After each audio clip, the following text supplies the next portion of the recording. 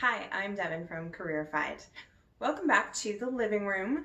This week, in sort of keeping with the theme of 'tis the season for post-secondary applications, I thought I would like to share a few tips on how to get the most out of a campus tour. For any institutions you've applied to, anywhere you're seriously considering attending, you absolutely want to go on a campus tour at the very least. So having coordinated a campus tour program myself, let me give you a few tips on how to get the most out of it. So let's start with before you go on the tour. First off, book into a scheduled time. You would be surprised at the number of people who just show up on a campus and say, okay, I'm here, can you give me a tour? Doesn't work that way. You're asking somebody to drop a significant portion of their day. For some schools, a campus tour will be a good 2 hours, and that's a lot to ask somebody to drop on you. So make sure you schedule yourself in. Most places allow you to book online pretty easily and simply. The next thing I will say is plan to go on a weekday. A lot of people would prefer weekends. Obviously, it's easier if you need to take time off work to take your kids somewhere. I get that. But what your kid needs to know is what's a typical day like on campus during the week? What's a Wednesday like? Simply because the weekend vibe is very, very different. People are they're more relaxed, or they're just in the library or in their dorm rooms or wherever they might be. They're not out and about on campus necessarily.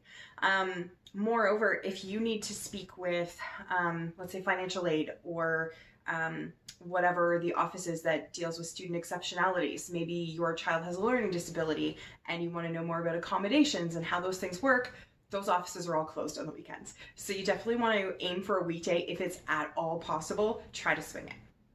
Lastly, while you're on campus, it's also a great opportunity to chat with maybe a professor from your kid's program of interest, or maybe a current student in the program. Even ask if you or your child can sit in on a class. See if that's something they can do. You'd actually be surprised at the number of times people will say yes to that sort of stuff because they want people who are seriously considering going there. So a lot of times the recruitment office will make those accommodations for you, or will try the best they can to connect you with others while you're on campus. While you're on campus at the tour, your tour guide is likely to be a current student, so that's a great thing to take advantage of. Some of the stuff you want to know, they won't necessarily be from the program that your kid has applied to, but some of the stuff you might want to know is, what did they find hard to adjust to when they went from high school to post-secondary? Or what were some things they weren't expecting that they encountered? Obviously, not every student is going to have exactly the same experience, but having some of that insider info from a current student will be super helpful, especially if you're not able to meet with a student who's currently in the program that your kid wants to get into. My last tip is, after the tour, when it's all said and done, you will still have a connection to the recruitment office if you still have questions. Your tour guide may even say, hey, here's my email if you have questions. That would be really nice. That's a good chance to, if you aren't already, to start following your institutions of choice on social media, and see what's going on campus. What do they talk about? What do they take pride in? And get a really good sense there. The other thing to keep in mind is campus tours are free, and it's not like they limit you on how many you can do. So maybe one day you go for a general tour, you can still go back for, an open house later on, or if they offer something that's more specific to the program that your kid wants to get into. So some schools will also do specific, tours for their arts programs, tours for their science programs, tours for their engineering programs, whatever it may be. Take advantage of those as well.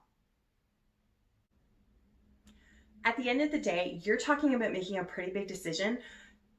We've talked about it already, and it'll come up again. This will not be the only post-secondary kick at the can your kid has, but it is their first, and that makes it pretty impactful, and it's still a lot of time and a lot of money and a lot of mental energy too. So at the very least, go to that campus, check out and see how you feel. Do you like the facilities? Is it a place that your kid could see themselves being for several years? That's the stuff you really want to know ahead of time. It's definitely worth doing. That's my tip for this week. I will see you next week here in the living room. Thanks.